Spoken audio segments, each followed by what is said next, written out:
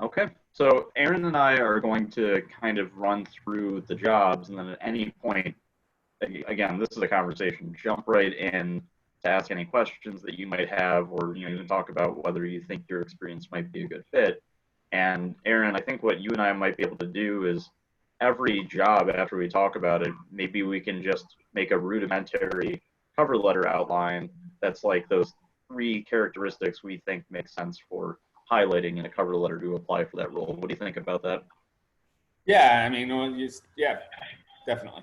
I think that sounds like a good idea. So what I'm going to do is I'm just going to run through the flyer that we had sent out. So we'll start with the substance abuse tech. Yeah, just so you guys know a little bit about myself, is this is one of the very first jobs that I ever had while going through college myself.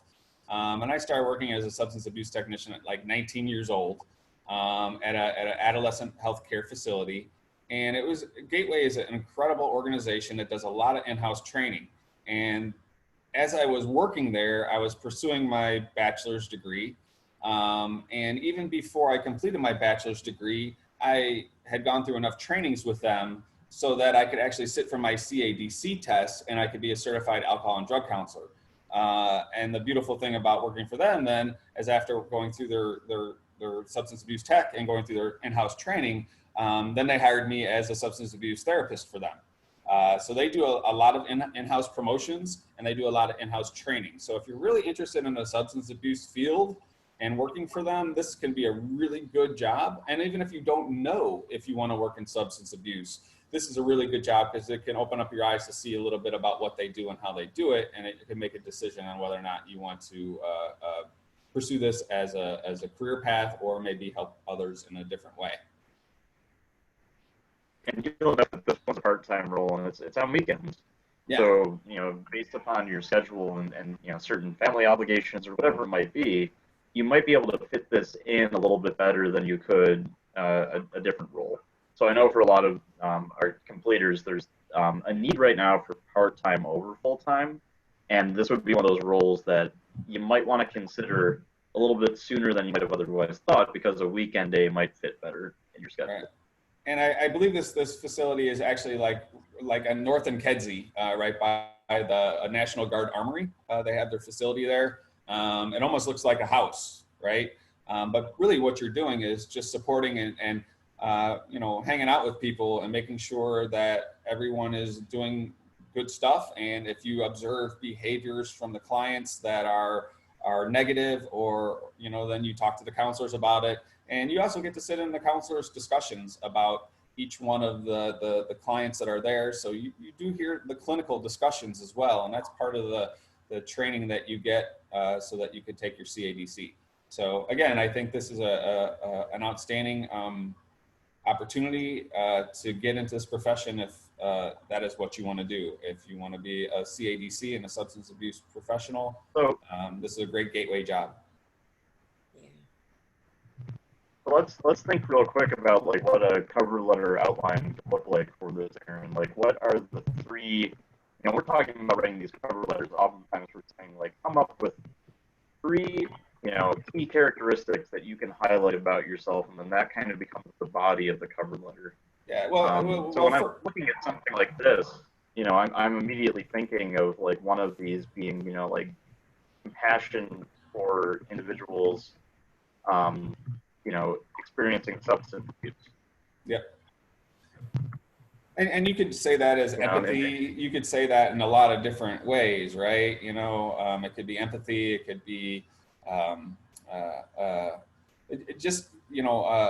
active listening and ability to sit there and hear people speak to you and not respond, right? And just let them get everything off their chest that they need to get off their chest, because a lot of times they just need an ear and they don't need somebody to tell them what to do or to provide any sort of advice whatsoever. It's just being a good ear. Yeah. But I think, working with a diverse population is another awesome thing to put in here, because substance abuse affects everybody, as we know, from all socioeconomic statuses and ethnicity. So that would be something else that I would probably put in an outline. Sure. And like some of the tricks here, by the way, too, is like you go down to the job description and it talks about what you're responsible for. And sometimes you can kind of get some hints as to what they're expecting this role to kind of their focus area to be. So, here we talked about ensuring safety and well-being of clients. And because that's the first bullet point item, you're going to want to speak to that in some of these outlines. Now, that said, you can kind of include that in one of these, like the compassion, and you can, conclude it by saying something along the lines of, because I understand the individual and develop rapport with them, they are they are happy to follow my instructions to maintain safety. Like something like that is kind of, you talk about this being a skill that you have, and then close that loop and tell them why those skills are going to make you good at the job, and you can say because it's going to keep a safe environment. Yeah. The second bullet point, when I talked, I don't know if you're going on any further. Hang on. Were you going to add anything more, Rob? Go ahead. Okay. No, I was going to talk about providing the motivational and educational support, and the guidance, which is the next one. A lot of times we're the cheerleaders for the folks. And when we're talking about providing motivational and educational support and guidance to people, I mean, a lot of these facilities are unlocked. And if they decide to just quit their therapy and quit treatment and go back out and use drugs, they can walk out the door. Nobody's forcing them to be here, right? So I can't tell you how many times I sat with a client at Gateway and had to sit there and say, this is not the best decision, for you to run away. Let's think of alternatives and try to be a good mentor, and a good support and motivate them to stay in treatment due to family and other circumstances and situations that about, so that they can, stay the course and get back to normal, non-drug addicted behaviors, and so they could be back with their families again, So I think, talking about ability, just motivation and motivating people, right? And if you've ever motivated others in a role, that could be another way to discuss a bullet point in your cover letter. For sure. I mean, and this is where you've got on here 5 bullet point items. Well, let's say 4. The other duties, you always see that. Depending on your work experience, like if you've had experience doing, let's look at this one, scheduling and coordinating transportation or assisting with events. If you have experience in doing that, that of course is going to be one of the paragraphs that you put into your cover letter outline. So think about it like you have this menu of options to try to highlight and pull in the one that you feel you've got, some good experience in. Again, as best as possible, try to include the first bullet point as one of those paragraphs, because if it's first, generally that means that's the one that the position is most concerned about, which in this case makes perfect sense. That their number one concern is making sure that these clients are safe so that they will, as Aaron's talking about, continue to want to participate in the programming. So let's take a look at the next rule. I'm going to close out this one and we'll go back to our point. This one's case aid.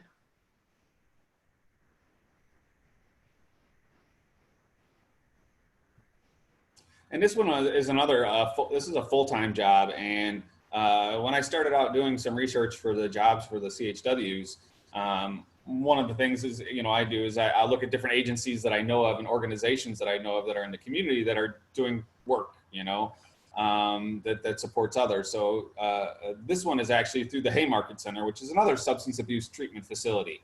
And there's several of them. There's another one, Thresholds. I mean, there's just a bunch, right? So if you're interested in this area and you're interested in the previous job posting part-time, you could do Google substance abuse treatment facilities in Chicago, and then you could have a laundry list of places that you could start researching to see what they have posted, right? So this one's at the Haymarket and it's full-time, and it's just a case aid, which is a support to the counselors in providing. And so it's kind of like the the substance abuse technician at Gateway, except for this one's a full-time role. And you get to do a little bit more stuff. Yeah, and in this one, you know, they're specifically in this first bullet point, they're talking about, you know, a clinical team. So when you're talking about your cover letter outline for that one, I mean, right there is, you know, your ability to work within a collaborative team. You know, any experience that you've had in doing that, and it doesn't have to be in healthcare, mind you. You know, one of the reflections that I shared about this was when I worked at a bookstore. You know, there's plenty of retail experience that you can share. There's a ton of food service experience that you can share in this that really kind of showcases your ability to work collaboratively in a team. And, you know, some of the examples to share in there is, you know, your ability to understand all of the roles and responsibilities in order to get the job done, right? Of your teammates in order to get the job done. And sometimes what that means is that, you know, this is all about oftentimes prioritization of tasks. So sometimes for one person in a team, their task that they need to do, let's say it's like patient intake, you've got to nail the patient intake before really anything else can happen. So making sure that that person is supported when maybe there's a lot of patients that are coming in at once, that's going to help everybody else to support that patient better. It's going to make your job easier and most importantly, make the client's experience better. So right there, I mean, that is such a great example to be sharing in this portion of the cover letter. Right. I mean, even like you said, talked about food service and that stuff, even if you hadn't had any of those jobs before, you could talk about having to work with a team in speech class to put together, you know, a group presentation, right? Because that's working collaboratively with a team to achieve a goal. And it doesn't have to be in a work situation. It can also come from an educational standpoint as well. And I think that's completely acceptable in all of these situations. Or volunteer, you know, you could be volunteering at church or other social agencies in your community. And every time that you work at the Greater Chicago Food Depository packing lunches, you do that in a team and it's collaborative. So there's a lot of ways to highlight that. Yeah, so, you know, as I'm looking here now, you know, some of the other skills that they're looking for, monitoring physical and emotional health status of patients, appropriate referrals. I mean, this here, in almost every position that you might apply to, the key word here is it's triaging. So being able, and if I could spell it right, being able to identify, you know, client needs and match those needs to service providers. And sometimes that service provider is you, and often it's an outside partner. Yeah. And that kind of experience in CHW is huge. And here's where so much of this, like, you can talk about your awareness. And here's where you can highlight your education, because your education has helped you to understand all of the players that exist within the healthcare setting.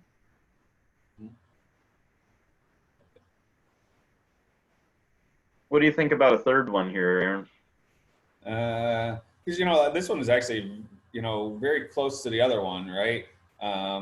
As far as, like I said, is really the only difference between this one and the Gateway one is the Gateway's part-time and this one's full-time, right? But I could read through this and know that every single thing on here I was responsible to do as an employee at Gateway, right?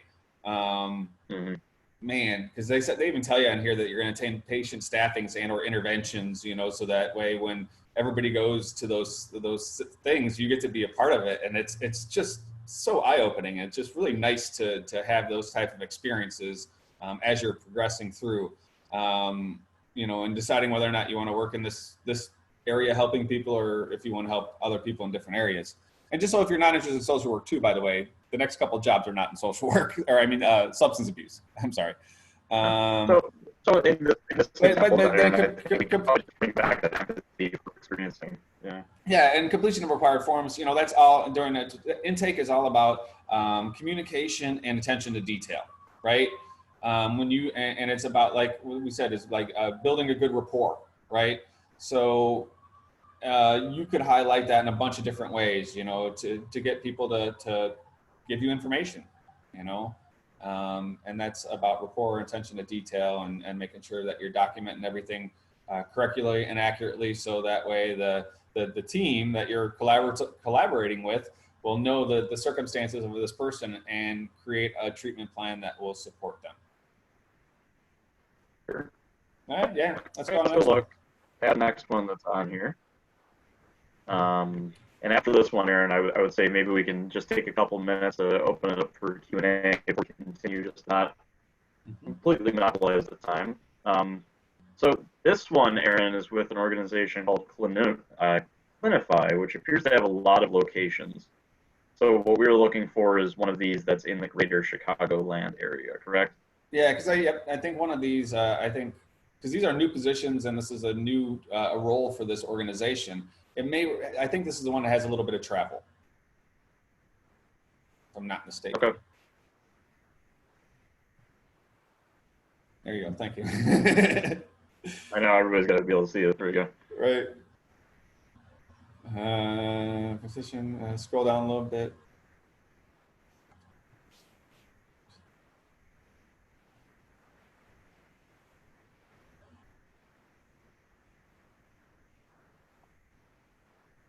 And this sounds like you're just really traditional community health worker role, when it's really being the liaison between patients, families, partner physicians, and community organizations, right? So, if you're doing a bullet point for this one, it's knowledge of the community resources could be something, I think that might be something that you could talk about in a cover letter, as far as your ability to, your knowledge of the different things that are in the community. Education, and what I would also say with that, Aaron, real quick, is like your ability to curate all the information and services that are available in a community. Because so often there's a lot of different providers, and just knowing who might be the right one to work with, who accepts certain kinds of insurance and things like that. Yeah. Oh yeah, for sure. And even like health education, I would, if I had a second bullet point, it could be about teaching, right? And any kind of opportunity that you've had tutoring, and even if you babysat and tutored your little nephew or your little baby brother or sister, teaching is teaching across the board, right? And the way you show that you're a successful teacher is by being able to teach people what you know. So I think you could tie that into a lot of stuff. Yeah, and I think that we've heard from a lot of the CHW students too, how they kind of leaned on each other during the semester for various points of leadership. So like at any given point during a subject matter, when you might have had more content expertise than the other students had, at that point you are also conveying that teaching experience. So when you have some kind of example to share like that, that's where you can put it into a cover letter where you can talk about your ability to educate the educators as well. So, sometimes it isn't just about educating the clients, but it's about helping the organizations that you'll be collaborating with to understand what services you provide, because that makes it easier for others to triage you. And triaging, you can also like triage/refer. Those are great synonyms oftentimes. Triaging is just one of those keywords that sometimes will help you get through get through one of those resume or cover letter screening tools.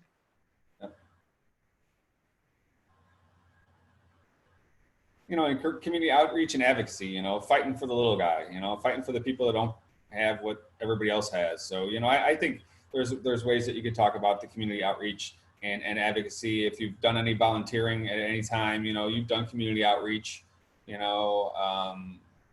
a lot of different ways that I think you can highlight your ability to be strong in that area. And, here's one of those examples too, Aaron, that, in a cover letter, we talk a lot about, conveying your past experiences, but I think on this bullet item, here's where you really have a chance to like highlight your passion and talk about, your your willingness to go above and beyond for individuals that sounds a little bit more qualitative than quantitative. But for some organizations, that's who they're looking for. They're looking for somebody who wants to be a champion for others. Yep, indeed.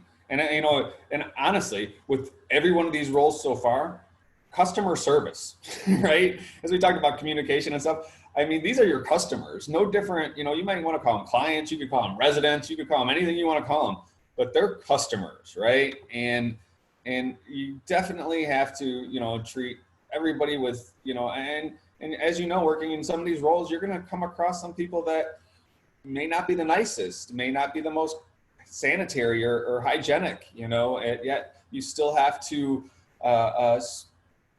look at them and say, this is a person that I need to help, regardless of any of those circumstances or situations. So I think, talking a little bit about customer service and passion, and willingness to help anybody, no matter what the circumstances or situation, as long as it's in my realm of ability to help them, I want to help them.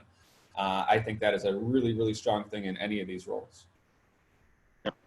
So everybody else that's on still, we still got them all. Feedback or questions, we can talk about some of these roles. This is Marquita. In my previous searching, I know me and you talked about this, Rob. A lot of these people are looking for asking for bachelor degrees. The requirements that some of them are asking for even look strange to me compared to the pay that they have posted by the title. So how do we really get around that? I think you're right. One of the things that I was doing, Marquita, when I was looking at all the job postings, I was very sensitive to that. And knowing that in a lot of the social work, I mean, these roles that we're talking about in community healthcare worker and things that require a bachelor's degree in psychology and social work are very close, very, very close. So every one of the positions that I located here don't have a bachelor's degree required. One of them, I think it said it was preferred, but would accept work experience instead. So it's really just about knowing that and identifying the right titles and the right roles. But I think you're right. There is a huge disparity in what some of these things are asking and what they're paying. I see some of these that are asking for bachelor's degrees that are going to pay you $32,000 to $35,000 a year. And to me, I think that's incredibly low, but it's social work, honestly. And if you want to stay in this profession and make some money, it was one of the things that I personally came across. I got my bachelor's degree in psychology, and I was out working at Gateway. I was a substance abuse treatment professional. I was making $34,000 a year, right? Granted, I wasn't in Chicago and was somewhere else, but still, it was $34,000 a year. And then I realized that in order to really make significant money in the social work area, I needed more education. And that prompted me to go back to school to get my master's degree. And that helps tremendously, especially if you want to stay in substance abuse or the social worky type community health worker roles. Yeah. Because honestly, I had started deviating from the community health worker title because I was running into the same thing, we're trying with their bachelors, and that's what they want. Even some of them that I filled out an application for, a couple of them that said, will consider experience, but sometimes I probably got the rejection letter that stated that although you had, outstanding credentials, we decided to go with a candidate that we feel would be more of a better fit for the position and things like that. So in other words, they said that they were open to somebody who didn't have a bachelor's degree, but since somebody who had a bachelor's degree and the other credentials applied, they went that direction. That would be my assumption. That have happened to me. Some of the jobs me and Rob had discussed, and I did the cover letter and I submitted the application, and I have had 3 or 4 say the same thing. So it's a little confusing as if to what it is that they really want, because for me, I've been in healthcare all of my life. I never worked anywhere else. I never worked in retail or anything. I went from clinics to hospitals. So it's like a little discouraging because they say you could use your experience, but then your experience is there and it's still like, no, this not what we're looking for. And Mark, what's your medical background? I was a medical assistant and Uh, also supervisor for sterile processing. There's a really interesting one that I didn't put on here at Howard Brown Health that was looking for somebody who had a medical assisting background and could draw blood for phlebotomy, and it was really with HIV prevention and education. So take a look at Howard Brown Health and see if you look at one of those roles, you may find one of those that may be a good fit, because you had to have the bridge between the community health worker and the health stuff, and that sounds like that's exactly what you have. I think I seen that one on Indeed last week. Okay. Yeah. I went right to their website, but yeah, it's still up there. Okay, thank you. But yeah, I mean, we're sensitive to that too, and we'll be keeping on as we do these things and as we move forward, we'll still be looking at anything we could find, right? And my philosophy is, you know, jobs are like scholarships or anything else. Every single one that I think that I would be willing to do, I'm going to submit my stuff, put my best foot forward and see what happens, right? And if it's a good fit, I end up, you know, hopefully getting an interview and have a conversation and I could, you know, possibly get the job. But even the best resume gets a hit 1 out of 10 times. So, you know, we really have to overdo it in order to get, you know, the return, right? So don't get frustrated. Don't take it personally, because it's not necessarily about us. It may just be that we got in a candidate pool that was stronger than, you know, what our qualifications were, such as the world. Now I'm going to find the next one. I'm going to apply to that one too. But, and it can get discouraging, but keep your chin up and keep applying.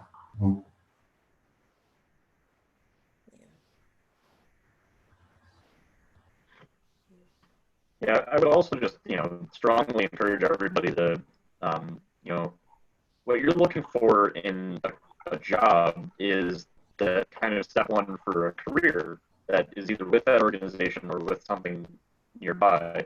And if that organization doesn't value those skills that you have over just a bachelor's degree, it probably isn't the place where you want to go for a long-term growth plan anyways. And I know that it can be so frustrating to get more of those emails back that say that, you know, you might not be the right fit for us. And I don't want you to see that and say that what your background or education isn't enough. That job wasn't enough for you. And I want you to think about it in that paradigm shift so that you understand that you're looking for something that's truly meaningful for you, as opposed to maybe lowering your standards just to get the job right now.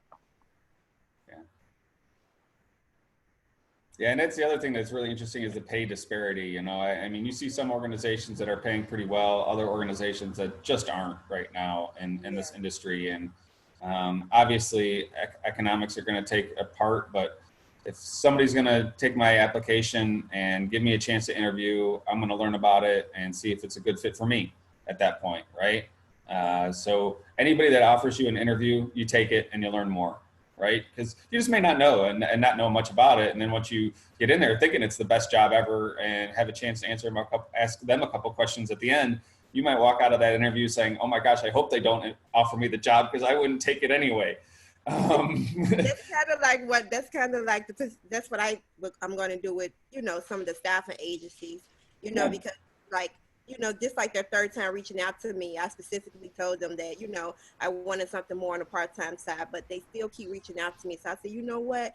I don't know. Maybe I should go that route because maybe I can get the opportunity to, you know, get my foot in some corporations to see, you know, if it's a good fit for me, if it's not a good fit for me, what are some of the options that the agency have with those different organizations. Maybe they can match me with someone that is closer to what I'm looking for in terms of a career that can lead to other things. So, and like you just said with the interview part, you know, just take it to have the interview to see, you know, where their head is at, you know, where the economy is at in that aspect. And Felicia, I love the fact that you've considered and opted to use a staffing agency. You know, I wish more people would consider some of them. I think maybe because LaSalle Network is really specific on business and administrative assistance. There's one out there that's like a non-for-profit staffing agency that finds people to work for non-for-profit organizations. There may be a better staffing agency is what I'm saying, that may have better organizations that are coming to them looking for jobs. And I'll do a little research and I'll get back to Rob in the group. And I think there's maybe a different one that may be a better suited one for what you want to do professionally. I don't know. Okay. But as long as they don't charge you for their service, which they shouldn't, never do. If they're going to keep suggesting and say, we have another job offer for you, I mean, why not keep them on the horn and let them keep sending that stuff to you? All you have to do is say polite, no, thank you. That's not what I'm looking for. No, thank you. That's not what I'm looking for. I mean, you know, you never know. The next one may be one that would be something that you're looking for. I don't know. So, you know, they're out there hustling, trying to find you jobs because that's how they get paid, is by getting you placed in a spot. So. Yeah, it's kind of tough, you know, because, you know, with the staffing agencies, I know that they pay you lesser than what the organization will actually pay you, you know, so you get in and you're doing the same thing. So it's like, you know, it's an up and down, pros, con type situation. It's just a lot to think about, but it's like, I'm just trying, like you say, stay positive and just be persistent in what it is. Yeah, stay persistent, and you know, and no opportunity that somebody's going to provide you is necessarily a bad one. You know, you want to entertain any possible offer and thought, and take a look at it, and you know, and if it's the good fit for you, then you move forward. If it's not, you say no, thank you. You know, just because somebody offers us a job doesn't mean we have to take it. Yeah. So. Just include, I don't know, particular that these three that are left, welfare, that maybe is a little bit different than the other three that we've looked at already. I don't remember them specifically. I know one of these has some significant travel and driving involved, and I tried to stay away from those because I just didn't know what everybody's situation was. But you know, Robin, not to cut you off, but you know, I have to jump off here in a little bit because we're almost to 1 o'clock. Yeah, this one. So this is an outreach coordinator, and again, you know, as we're talking about, you know, expanding beyond just those search terms of just community healthcare worker, outreach. You know, when you type in outreach and health together, that might be a good keyword combo to start looking for some more roles that are, you know, relevant to your education and experience. So this is about conducting educational workshops and community partners to identify new partners through the Chicago metropolitan area. So, you know, it's like reaching out to community organizations and trying to get them to partner with Access Health, right? But then doing the educational workshops. So to me, I thought this was exactly the type of with the difference of it not saying community health worker, it sounds like it's exactly what it is. It's a community health worker. Yeah, but I mean, on this one too, you know, the key thing that I'm seeing here is like this relationship with community partners. So before we were talking about triaging, but in this regard, it's kind of more about like coalition building, with the idea of you learn what organizations are looking to do, what it is about their mission. So like, are they looking to help returning citizens to have a better experience? You know, things like that, where then you might be able to fit in from the community health perspective of adding in one of those key components to a positive experience for that person overall. So within this one, when you're talking about coalition building, you know, again, here's all about your awareness of community organizations. And this might be an interesting fit for somebody who's got experience that goes a little bit beyond healthcare too, if that's the case. Where healthcare, you know, is a component of this role being successful. You'll be doing mostly healthcare, but the idea is understanding how healthcare fits into, you know, fits into the overall support for an individual. Like that kind of thing is potentially what you could talk about in one of your strengths in a cover letter. I would say in this one too, again, anybody who has experience with events, when it's this high up on the list, you know for sure that it's going to be something that they're looking for somebody who knows how to, or that has put together an event in the past. So any type of event coordination, management, and again, you don't have to have been the lead on it. You can be the person that was the boots on the ground actually doing the event. And because you've seen how an event can run efficiently from that perspective, that helps you to understand how it could be better coordinated.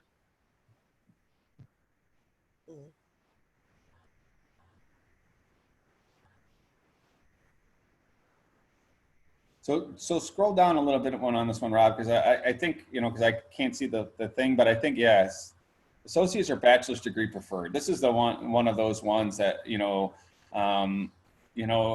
this is their Christmas wish list. They hope that they can get somebody who has all these things. But, as long as we have 3/4 of them or 2/3 of them, we apply, right? So even though it just says bachelor's preferred or associates preferred, I wouldn't hesitate if I felt like I had some good ability to have strong relationships with partners, and I've done some event planning and things like that, and I felt like I had some of those, the ability to take care of some of the job responsibilities. I'm going to put my best cover letter and resume forward, and I'm still going to apply to this one. And I think, and then, like I said, if something happens and you don't get it, you say, yeah, you know what? They must have found someone with a bachelor's degree. I got to keep going to school. I'm going to find a different job, right? And just stay persistent and stay positive and move on to the next one, right? Because we never know what's happening on the other side. Look at these two combinations of skills. I can't highlight them both at the same time, but we have assist in the development of specific marketing and educational materials, and then also intermediate proficiency with things like Word, PowerPoint. So if you have done a flyer in class, you could actually use this as a way of showcasing your ability to communicate information to others. If I can spell information right. It could be creativity too. And encourage participation. Yeah, and what I would say on this one, highlighting your creativity.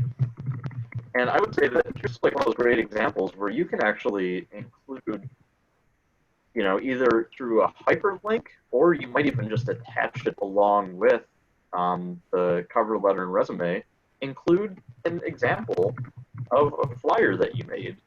I know that there was some students, I cannot spell right now, there were some students who had done flyers on effective hand washing techniques. And you actually got credit for that in your class. That exact same item that you got a good grade on is a perfect example of your capabilities. That's going to knock off 2 of these bullet point items that they're looking for that's going to potentially help to get you that interview. So Rob, I hate to do this, but I got to jump back onto my office hour Zoom. Sure. So I think that we'll probably just conclude the recorded portion. So anybody who has any questions outside of this, look back at the flyer, and Aaron has that link for his live Zoom to jump on whenever to actually talk about building a cover letter, or you can reach out to me. All right. Thank you so much, everybody. Thanks, Aaron.